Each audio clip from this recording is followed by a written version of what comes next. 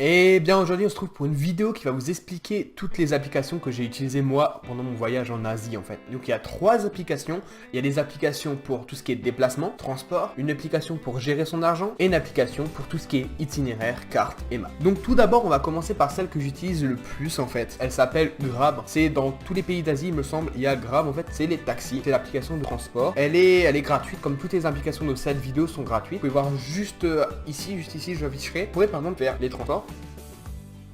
Vous avez le choix par exemple de prendre des transports, voilà. Donc là vous arrivez sur la page de transport, bon moi il n'y a pas de Grab ici, voilà, parce que là je suis en France.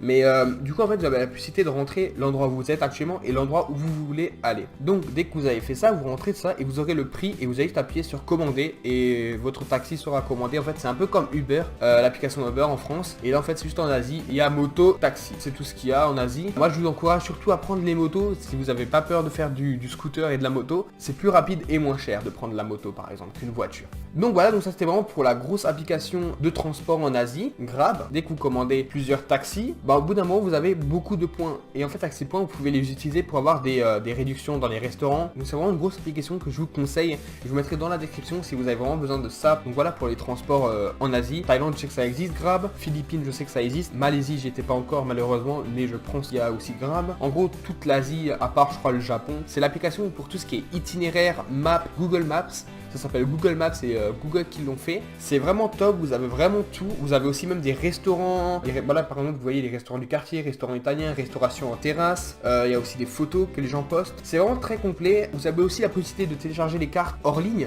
Donc quand vous avez par exemple pas de connexion, vous pouvez quand même profiter de l'application. Pas vraiment de choses à vous expliquer dessus parce que je pense que vous l'utilisez déjà en France. C'est vraiment une application qui est au top. C'est là que j'utilise vraiment le plus. Il y a aussi Maps.me. Mais Maps.me, je ne l'ai pas encore utilisé. Quand je partirai en fait en juin, je l'utiliserai. Maps.me. Mais pour l'instant, je vous conseille vraiment d'utiliser Google Maps. C'est assez complet. Donc voilà, vous avez la possibilité de faire un itinéraire. Il y a un bus, des trams ou les taxis. Vous pouvez aussi commander un taxi avec Google Maps. C'est vraiment une bonne application de tout ce qui est itinéraire et map. Et là, on est déjà à la 3e application qui est l'application de devise.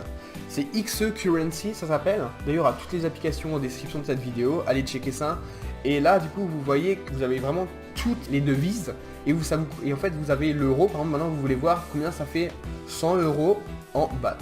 Par exemple, en baht, 100 €, ça fait 3594,1168.